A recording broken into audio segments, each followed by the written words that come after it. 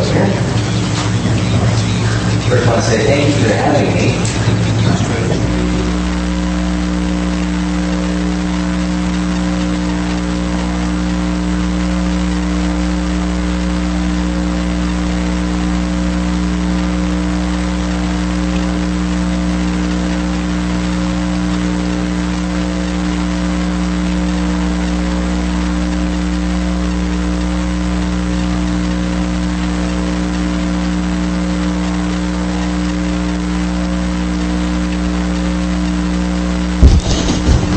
If you'll turn your Bibles open to 1 Peter chapter 2,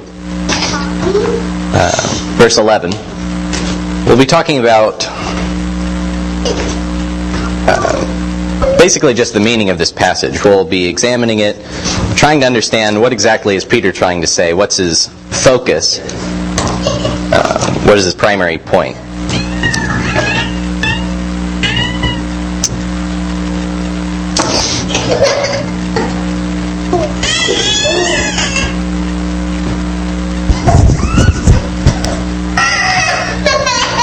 Something amazing happens when you're when you're about to teach a lesson that you just don't quite learn things about the Bible like you would normally. You learn so much more from that opportunity to teach, just the extra effort you put into study. It's an amazing thing that happens. And so I want to share some things that I've discovered in my efforts to understand this passage.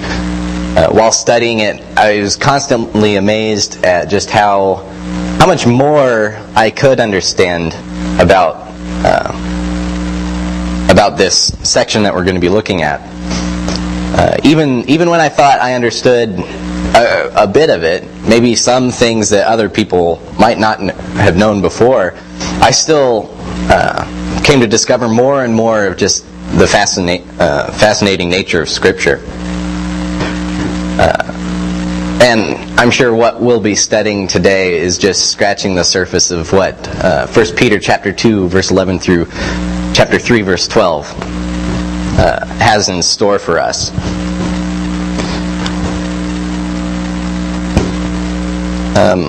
Up here, I've got this basic structure. It's not entirely... Well, I didn't want to write absolutely everything that I could have. But here you've got what's called a chiastic structure, which is where you've got... Move that over. You've got this introduction, and you've got your conclusion. And these two sections basically discuss the same topic, which I've summarized as duty to all others. It's a summary statement. And those are verses 11 and 12 of chapter 2 and verses 8 through 12 of chapter 3. And then the next section after the next few verses correspond to a later section. And what these two things have in common are what I've gotten as two commands. I got this basic structure from my dad, but he used words that I didn't think would be immediately known to some people. I hope he never listens to this. What he had written was imperative pair, which, unless you are a grammarian, you may not... It just means two commands. But it's more than just two commands. It's two relationships. You'll notice this is the section where it talks about submitting to government, submitting to your slave owners, and then the beginning of chapter 3 is the section about husbands and wives. And I think by the end of this morning, we'll discover just how connected these are all together. There's really a fascinating structure and one very, very specific point that I think Peter is making here. And that focus is all surrounded this example of Christ that we find in verses 21 through 25 of chapter 2.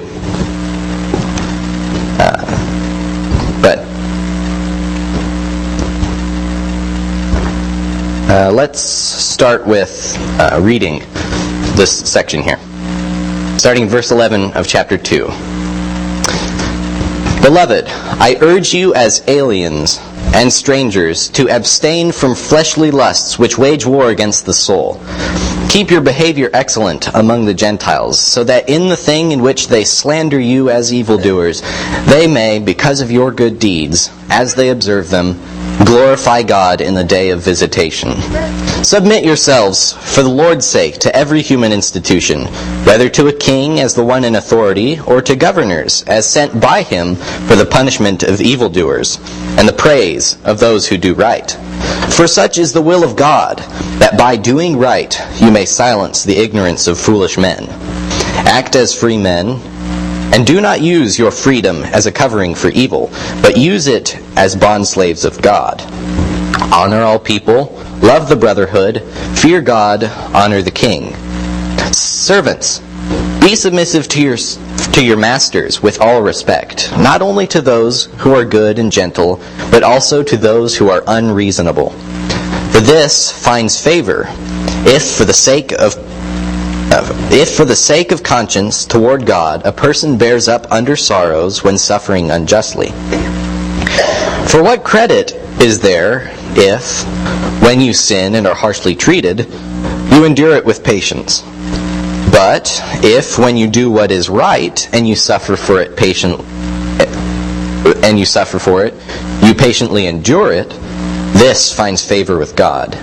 For you have been called for this purpose, since Christ also suffered for you, leaving you an example for you to follow in his footsteps, who committed no sin, nor was any deceit found in his mouth. And while being reviled, he did not revile in return.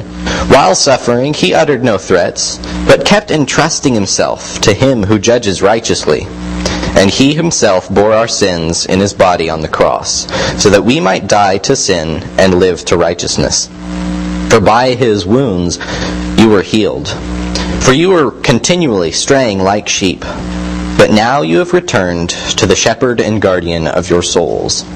In the same way, you wives, be submissive to your own husbands, so that even if any of them are disobedient to the word, they may be won without a word by the behavior of their wives, as they observe your chaste and respectful behavior. Your adornment must not be external, braiding the hair and wearing gold jewelry or putting on dresses, but it must be the hidden person of the heart, with the imperishable quality of a gentle and quiet spirit, which is precious in the sight of God. For in this way, in former times, the holy women also, who hoped in God, used to adorn themselves, being submissive to their own husbands, just as Sarah obeyed Abraham, calling him Lord. And you have become her children if you do what is right, without being frightened by any fear. You husbands, in the same way, live with your wives in an understanding way, as with someone weaker, since she is a woman, and show her honor as a fellow heir of the grace of life, so that your prayers will not be hindered. To sum up, all of you be harmonious, sympathetic, brotherly, kind-hearted, and humble in spirit, not returning evil for evil, or insult for insult, but giving a blessing instead. For you are called for the very purpose that you might inherit a blessing. For the one who desires life, to love and see good days, must keep his tongue from evil and his lips from speaking deceit. He must turn away from evil and do good. He must seek peace and pursue it. For the eyes of the Lord are toward the righteous, and his ears attend to their prayer. But the face of the Lord is against those who do evil.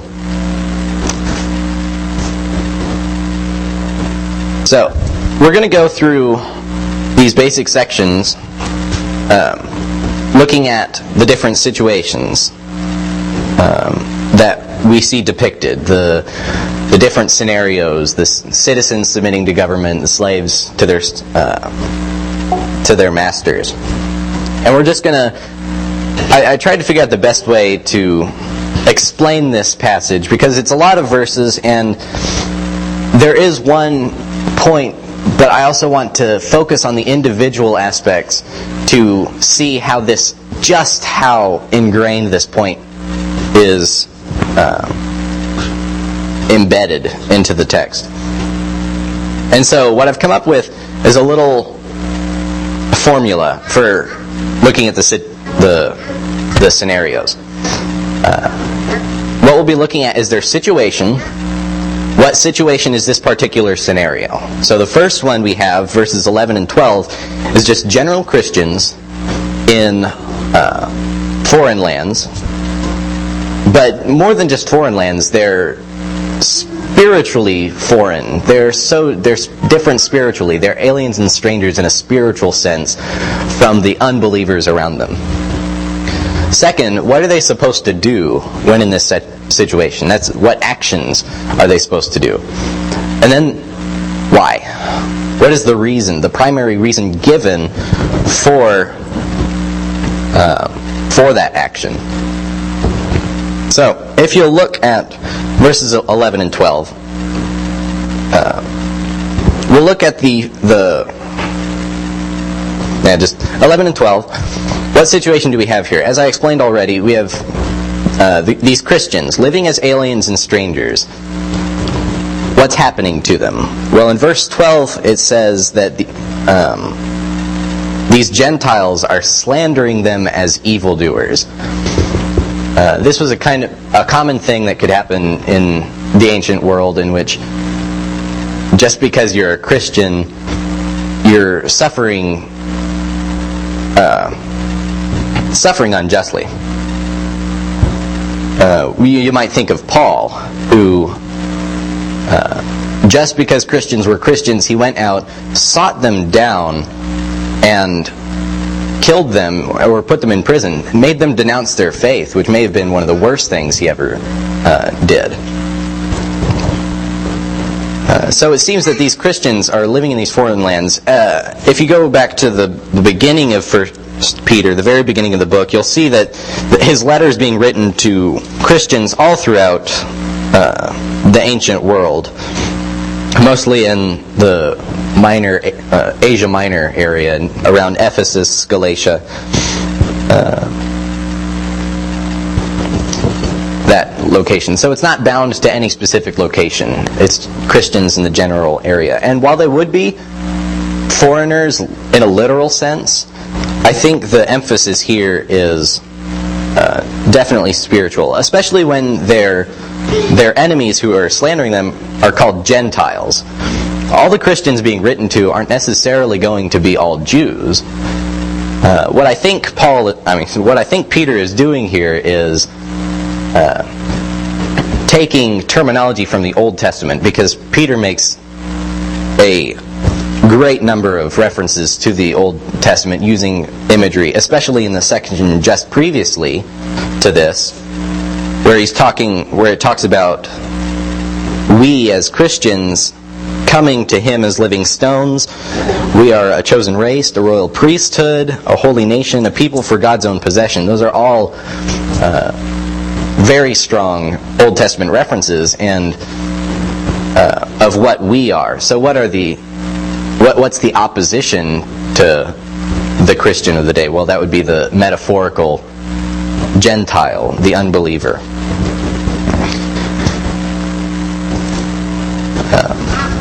But what is the action that these Christians are supposed to do? Two things. Peter urges them to abstain from fleshly lusts, which wage war against the soul. I don't think this is a strictly sexual sense, but because, for two reasons. The word lust here, it's not strictly in that sense, but it's more generally, it's just the word desire. And the word fleshly here doesn't mean like a body fleshly, but material rather than spiritual, physical rather than abstract. So I think what's imagined here is more like fleshly desires, worldly desires, which wage war against the soul. And I think what emphasizes that, what makes that clear, is the following command: keep your behavior excellent, which is much more general than fleshly lust, when in a more specific sense that we might understand that. And I think it becomes even clearer when you understand the reason why. Or I should actually reverse it. Why would this be a command to keep your behavior excellent? Well, what's happening to the Christians? Let's look back to the situation. They're being slandered as evildoers. What reaction might you have to that? Well, you might retaliate with slander of your own, perhaps, which is why you want your behavior excellent, and that would be just a generic desire. But I think more specifically, given the culture and the emphasis that we'll see throughout this passage, I think the emphasis being made is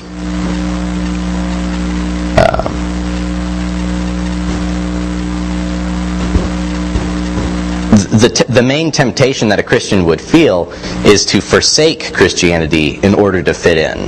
That would be a very worldly desire and a huge temptation for Christians.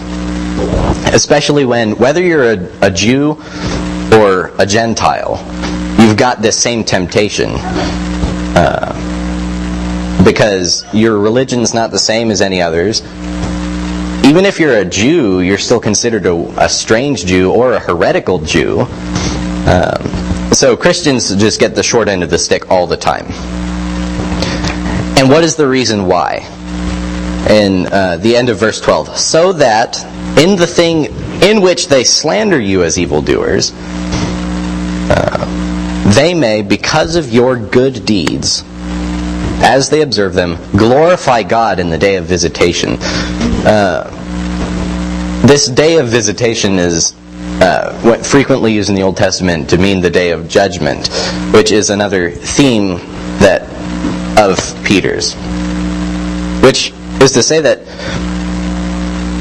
Peter's point is that when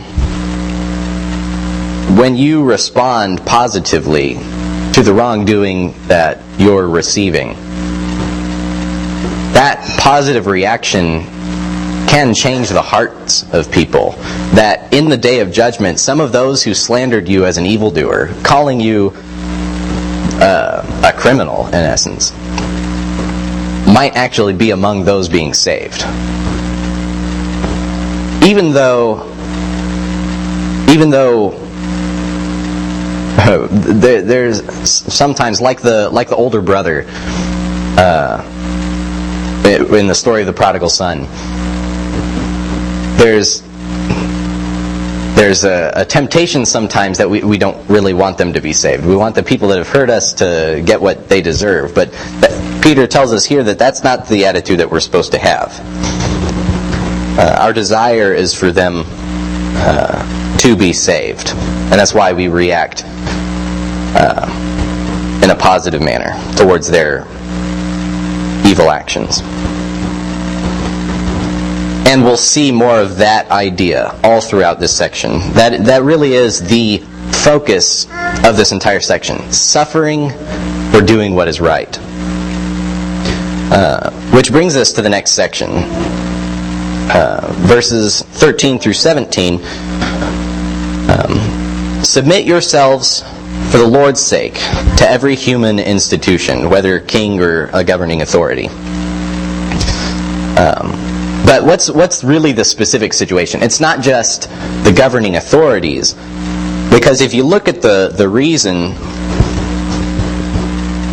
for submitting being the action, what's the reason? For such is the will of God, that by doing right you may silence the ignorance of foolish men.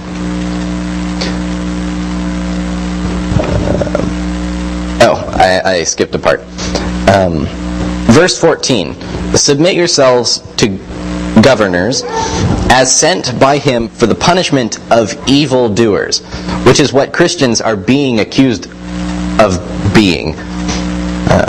You've got these other people being called evildoers. Well, what Peter's saying here is, act in such a way that even when you're accused of being an evildoer, the governing authorities can't pin you on anything. They can't get anything. So that the ignorance of foolish men might be silenced. And I think these foolish men are those Gentiles that are slandering the Christians as evildoers. That no matter how much they're being accused of wrongdoing, that people simply can't find fault with them.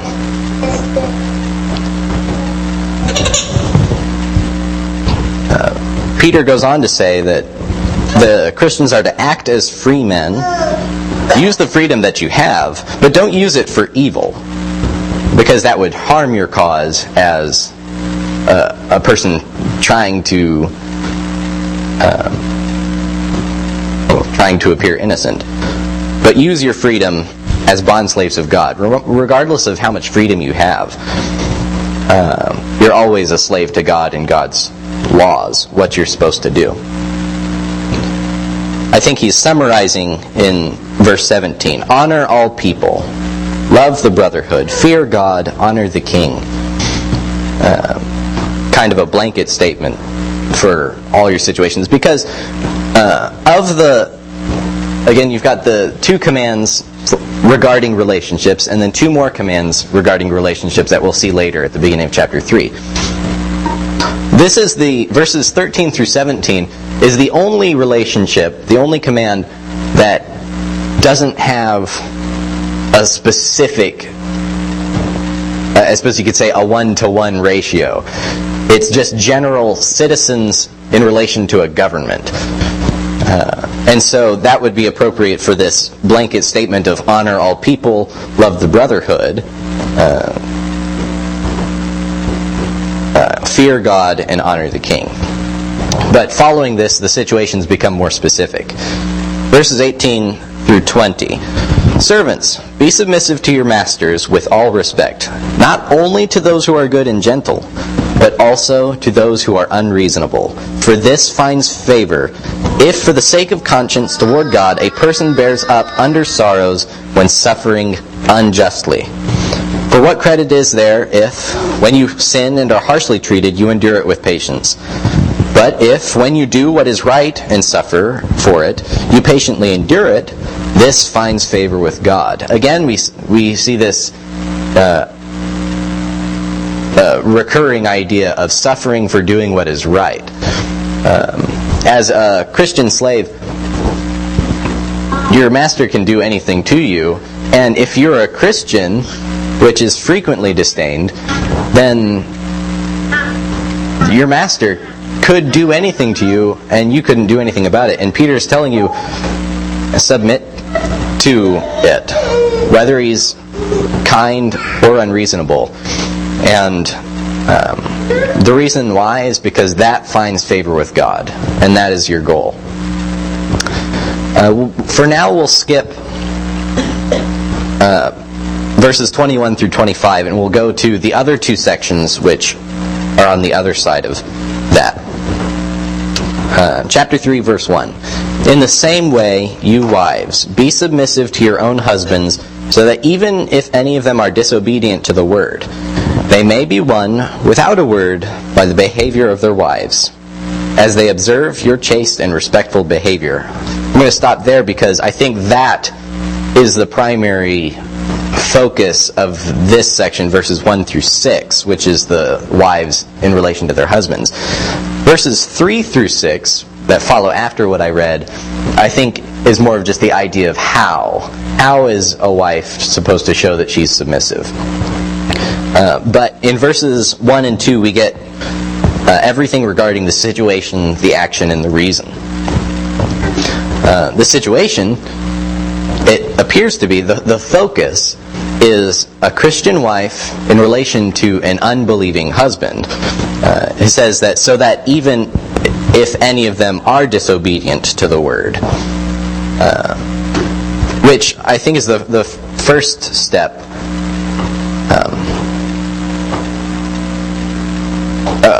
And to finish the thought. And the reason why is so that these husbands of theirs might be won over.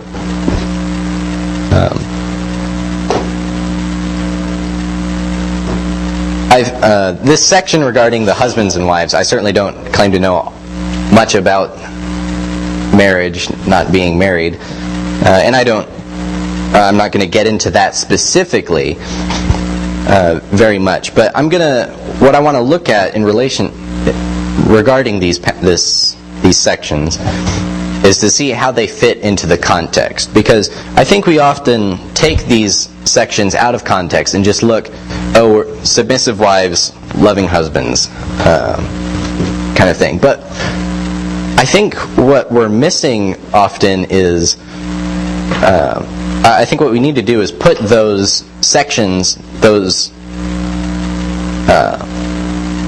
commands, those lessons that we're to learn, back into their context, because there's so much more than just the verses that we read in relation to that. There's the understanding that we get from what's said around it. And one thing that I think is the point of this, I think what's being talked about here is husbands and wives, Christian husbands and wives, dealing with their unbelieving wives and husbands, which is not explicit. And of course, the lesson that we'd learn from it is the same, regardless of whether the husband or the wife is a believer or not. The action of the Christian is the same. Wives are always going to need to be submissive to their husbands, and husbands are always going to need to live with their wives in an understanding manner. But I think the focus here goes beyond just that. What do you do in a situation in which your spouse is an unbeliever? So what is the specific situation of a wife with an unbelieving husband? Well, this one is probably one of the more difficult, probably almost to the difficulty of the slave owner to the master. Back in the first century, back in that day and age, wives were basically property of their husbands, that whatever religion the husband had, the wife had also. That was just expected. And if the wife was uncooperative, the husband could do a good deal to coerce or force the wife to comply with him, because that was part of the husband's duty to run his household. It was a very patriarchal society in such a way. And so you can obviously see how a Christian wife would have such difficulty in relation to an unbelieving husband.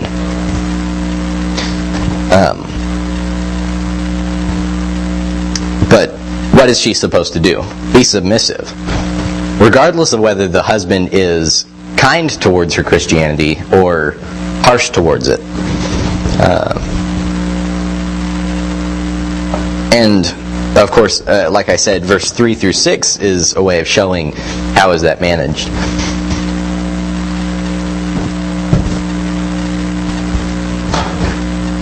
And moving on to the reason why, it's so that the husband might be won. As a wife, you're behaving in such a way so that your unbelieving husband will see by your behavior alone, without you having to nag him or coerce him, try to persuade him with words. By your behavior alone, you convince him, that you win him over to Christianity. And then verse 7 is the section on husbands dealing with their wives. This one is the most difficult to see. Is it while in each of the relationships that we see, the governing authorities, the slaves and masters, the wives' husbands, husbands' wives,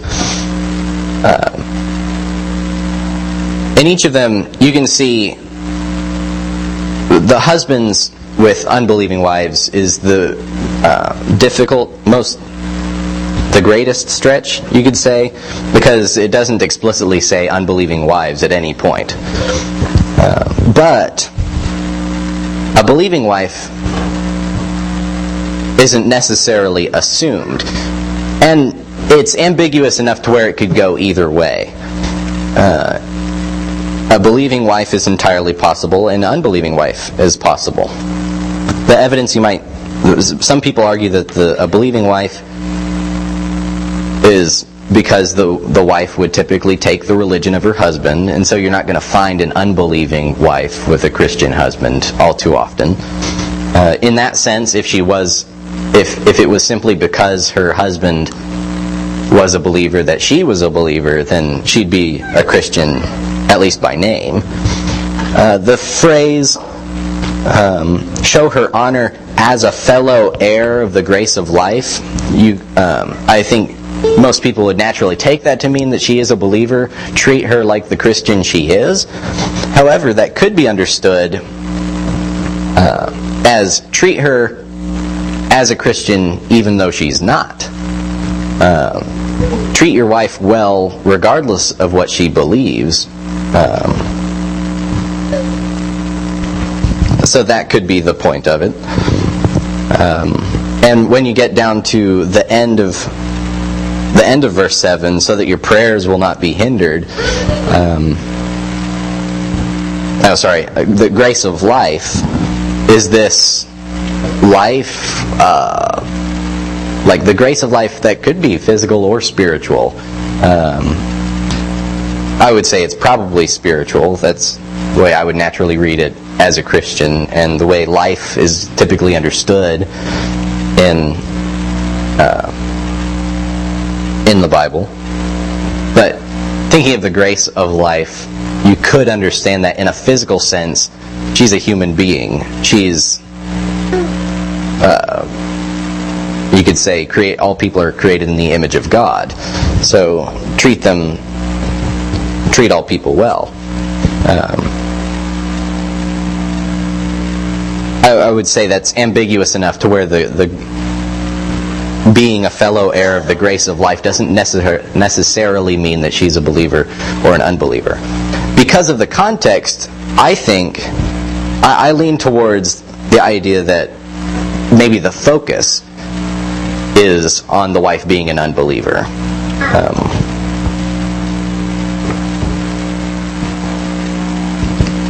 And that's just from the context of the passage. That's what I think is being said here. The lesson here is the same regardless of whether the wife is a believer or not. Husbands ought to live with their wives in an understanding way.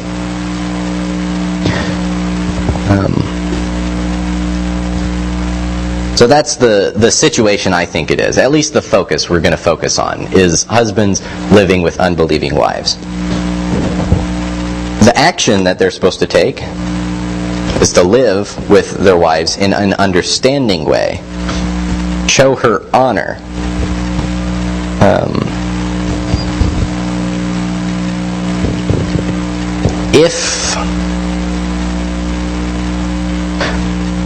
Going back to the idea of the situation for a second, the focus that we're focusing on throughout this entire section is suffering for doing what is right. So in what way could a believing or an unbelieving wife make a husband suffer for doing what is right? For an unbelieving wife, which I think is the focus, as I said,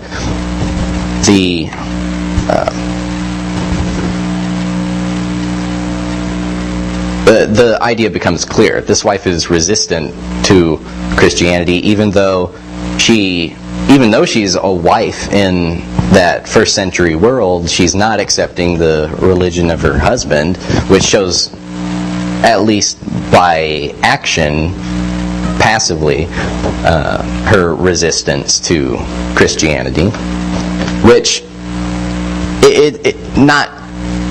does not necessarily mean open rejection to where the wife is slandering as the Gentiles were doing to the Christians in verse 12. It's not necessarily that she's verbally abusing the husband of his regarding his Christianity, but it could be a social aspect. Because the wife isn't accepting her husband's Christianity, that the husband is seen as a poor manager of his household. There's a kind of social shame. I read one commentator that stated that this could possibly, that kind of rebellion from his coming from his wife could even prohibit him from certain stations in life, certain jobs that he might acquire. For a believing wife, in the context of suffering for what is right, it wouldn't be so blatant, but even in the context of Christians dealing with other Christians, one can suffer for doing what is right. Not to the same degree of outright vilification for your beliefs, but still we can suffer for things that we don't deserve to suffer for. And so that's the way I would understand it if we're talking about believing wives or unbelieving wives. The reason why the husband is to live in an understanding way is because she is a woman. She's the weaker vessel. Now that could be, as many would naturally assume, be in regard to physical weakness, which would mean that the husband's temptation might be to coerce his wife into belief through physical force, or it could be social weakness. Why women back in that day didn't have the same kind of social standing, as we've said a number of times already, that because of her lack of rights in certain regards, he might use that social aspect, the idea that society is agreeing with him to just have his wife do it. That could be to believe. That might be his motivation also. But here, that's not accepted. Neither way is accepted, whether physical force or social force, to get his wife to do what he wants. And I think specifically what he wants is his wife to be a believer. Just as the believing wife wants her husband to be a believer. Just as, in general, verses 11 and 12, we want the metaphorical Gentiles to become believers. And the second reason given in that section is so that prayers may not be hindered. Show her honor so that prayers may not be hindered. I admit I don't entirely understand the meaning of this phrase. I think it's fairly controversial. But if we... And it's ambiguous whether the wife is a believer or not. Again, what it might mean. I can think... I don't know whether it's regarding your prayers. Your would be plural. Possibly he's referring to your prayers as in husbands and wives. Their prayers collectively would be hindered. Or it'd be husbands specifically, which I could think one reason why, like, if you imagine what would his prayer be if his wife is unbelieving. Well, I imagine his prayer might be that his wife would become a believer. But I think the idea here is that if he doesn't show honor, then that would hinder his prayer. That would be my initial take on that.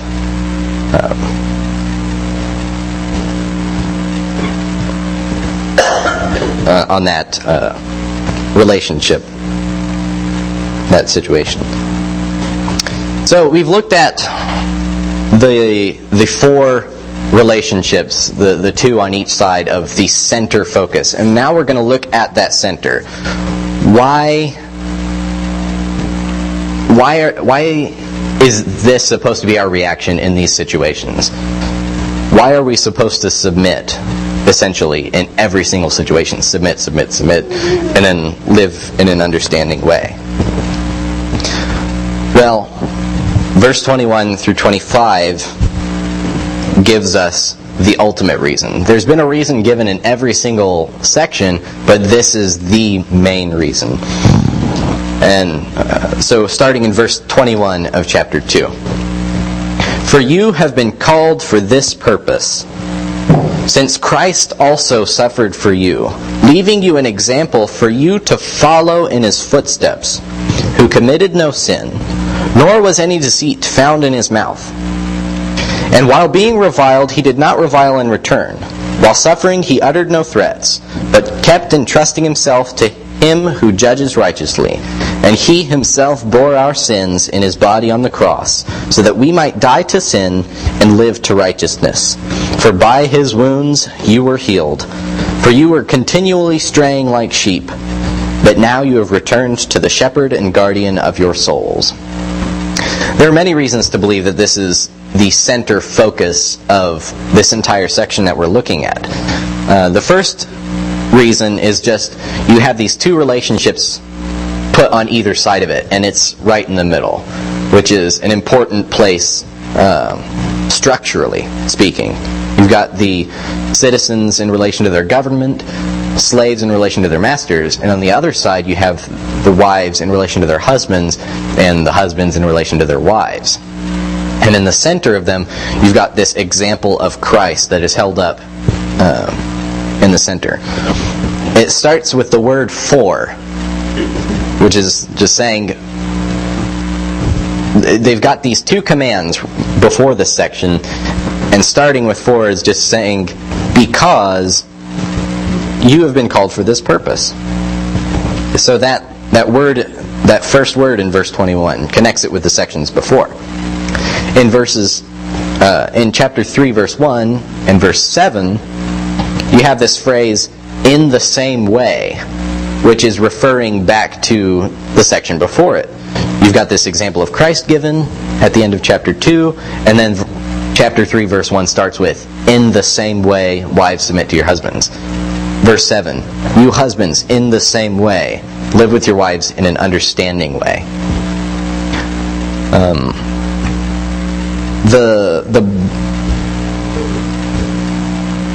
The phrase called for this purpose, for you have been called for this purpose, occurs twice in this section. Start at the beginning of verse 21, you've been called for this purpose, which, giving reasons for things, that is a big emphasis. And then at the very end of the section, in the summary, verse 9 of chapter 3, for you were called for the very purpose that you might inherit a blessing. In addition to these, this section about Christ, verse 21 through 25, and the very last section, the summary section, are the only two sections with Old Testament quotations. And if you think about it in a common sense kind of way, what would you use a source like the Old Testament for? It's the authority on the subject. This is why. So that would be kind of where your focus would be, is on who's saying this, why do I have to do what you say? And so it's this example of Christ that's being held up as the primary focus. Well, how we've looked at these situations. We've looked at the situations that these Christians are in. Almost all of them in some kind of lower position in relation to somebody higher than them. Well, what does the situation of Christ tell us? Well, the situation that's being described for us, as is easily recognizable, is taken from Isaiah 53, which is that kind of the epitome of the suffering servant.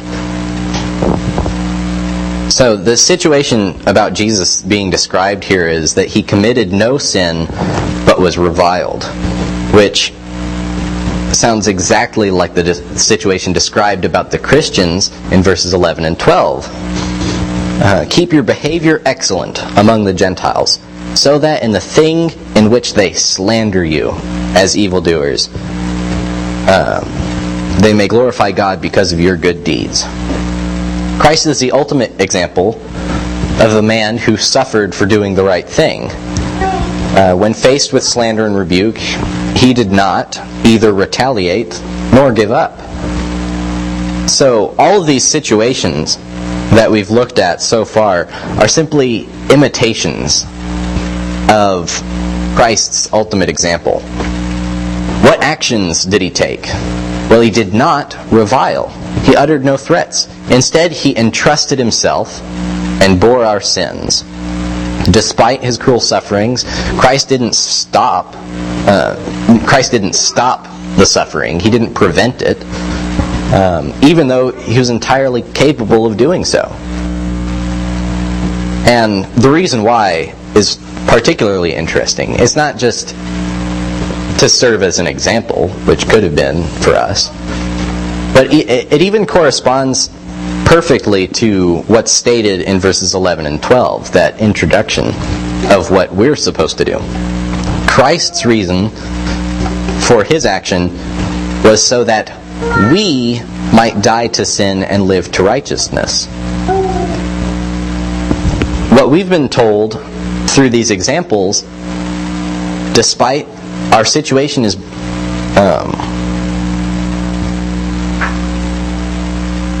I'll get to that later, actually. So Christ gained nothing from his sacrifice, but his suffering made it possible for others to receive salvation. I want to take a moment to think about, at least my idea, why use Isaiah 53? Peter could use a lot of examples of people suffering for doing what is right.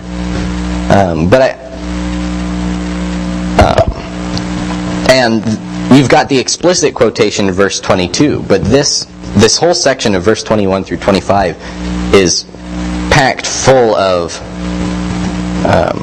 references to Isaiah 53.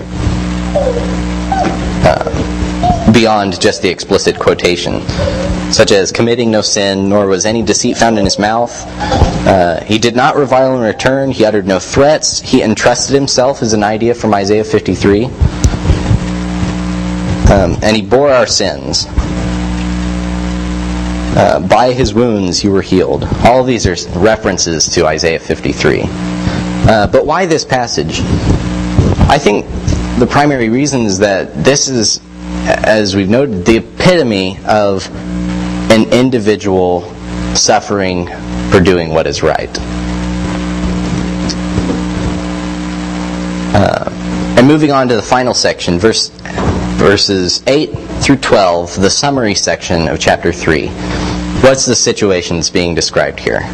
Well, it's any situation. No specific situation has been described. Whether one is doing well or one is doing poorly, to sum up, all of you be harmonious, sympathetic, brotherly, kind-hearted, and humble in spirit.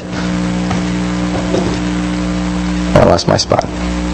Not returning evil for evil or insult for insult, but giving a blessing instead. Again, there's that idea of one being reviled, one being slandered, but not retaliating, nor giving up, but rather treating another person well. For you were called for this purpose, that you might inherit a blessing. So here we're given the situation that all Christians everywhere are to be harmonious. As verse 12 might say, keep your behavior excellent. And the reason is because we've been called for a purpose, that you might inherit a blessing. And I think that's more than just the blessing of salvation. I should say, in other words, that blessing is the favor of God, which is the verse, the end of chapter 20, the end of verse 20 of chapter 2, the end of the slave section. But But if when you do what is right and suffer for it you patiently endure it, this finds favor with God. For you have been called for this purpose, to find favor with God. And how is that favor found with God? It's found by suffering for doing what is good.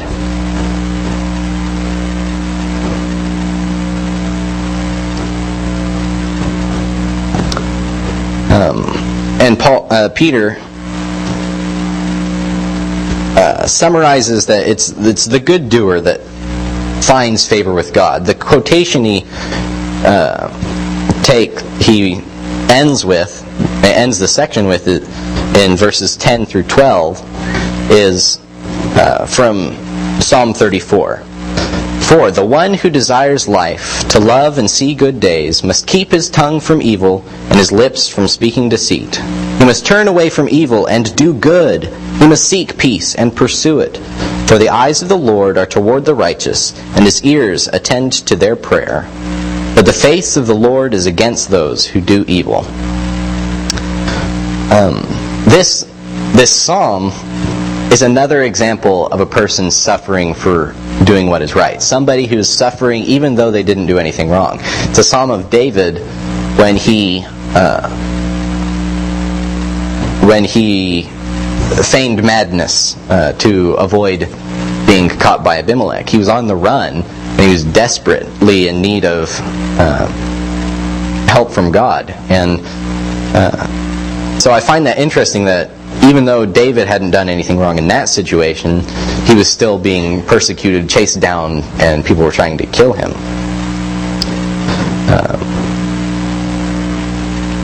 So that's the entire... What we've looked at in this section, what we find is this intense focus on suffering for doing what is right. Because of the way the structure is, even if you just look at the phrasing and how the same ideas keep recurring over and over.